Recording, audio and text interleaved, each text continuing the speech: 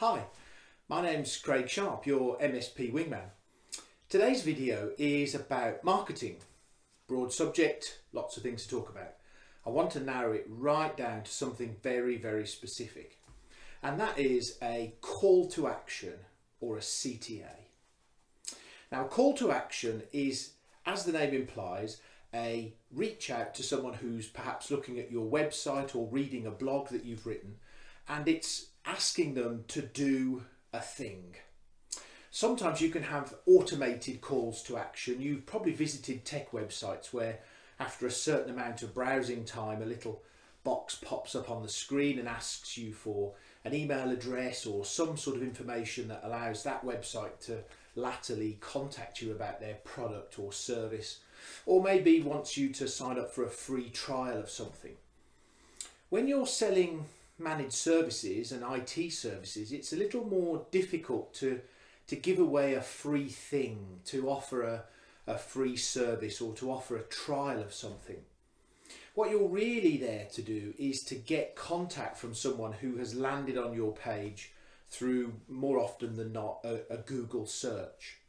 So someone's typed in IT support, insert geographical location, IT support London, IT support Bristol, whatever it might be.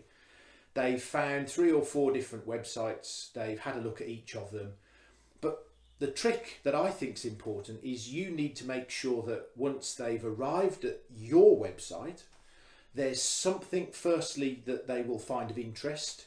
And below here is a link to something that we've discussed before, which is a single campaign Twitter project. So they might arrive through that, or if they arrive generally, you've got to try to capture their information and capture their interest really quickly so that they reach out and make a contact with you. You could have the best Google Analytics stats in the world showing that 100 people a day are visiting your website, they're looking at 6 or 7 of your top ranking pages, but if no one contacts you, if nobody actually sends an email saying I'd like to look at investing in your services, then the 100 visitors are useless. So there has to be a call to action on the website to allow people to actually make that initial contact. The key important element that we all know is that people's attention spans are diminishing over time. It would be lovely to be able to have a very detailed, very lengthy, very descriptive outline of what it is that you do, but in essence you've got between 3 and 5 seconds to capture somebody's attention. There has to be something on the page that people will find interesting or stimulating or sometimes worrying.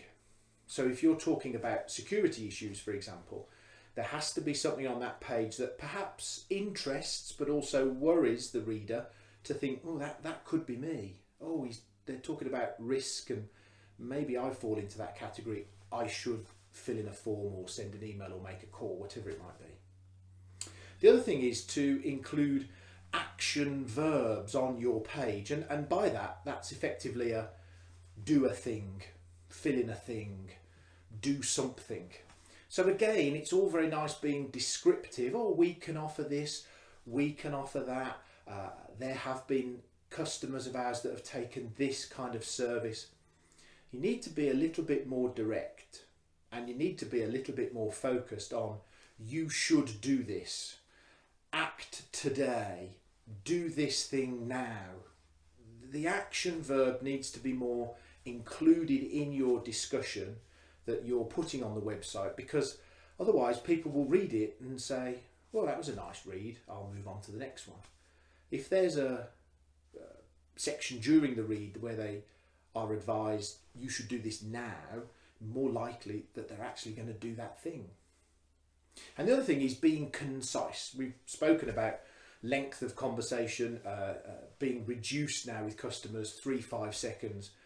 It's not possible for you to write a blog that someone can read in 5 seconds, but if the blog starts off with something that might maintain their interest a little longer, and the general information on that page is a lot shorter, then you probably will get someone to read to the end and perhaps act upon the action verbs that you've included in that piece.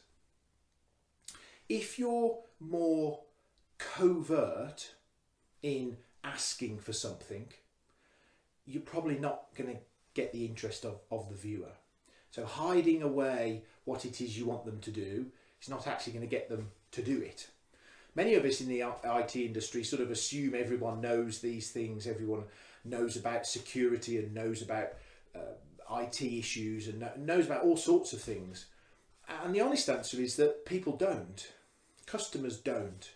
They know a lot about the business that they're running, but they're not running an IT business, and so therefore they don't know about the risks involved with internet browsing. They don't know about the loss of productivity that might come from people spending too long on social media. They're not aware of the risks that come from allowing people to bring USB devices into work and the virus risks that come from those. We think they do, because to us it's so obvious, but actually they don't. So don't be covert in what you write, don't be generic in what you write. You have to be really specific, and you have to ask for the thing that you want. So again, below here, what I've done is I've given a link to a link which itself was included in the single issue Twitter campaign video that I've done. Now that video had a link to a landing page that would be something that your Twitter campaign feeds into. So the idea of that video was create a concise Twitter campaign over a course of a week, feeding people into a single page that talks about that single topic, in this case security. What I've done below here is provide two links. The first link is the original landing page from that Twitter campaign. It's quite lengthy. It's quite descriptive. I think it's quite good. However, the second link gives you what I call an optimized version of the same landing page.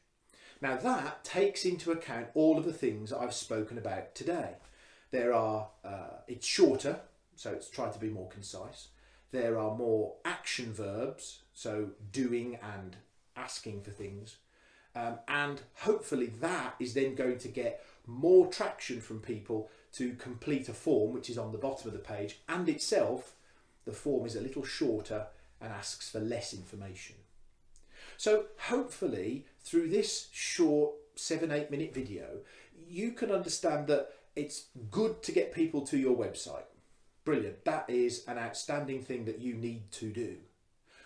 But if you don't get people that visit your website and act upon what it is you're doing, then no amount of visitors will actually improve sales or improve opportunity for you.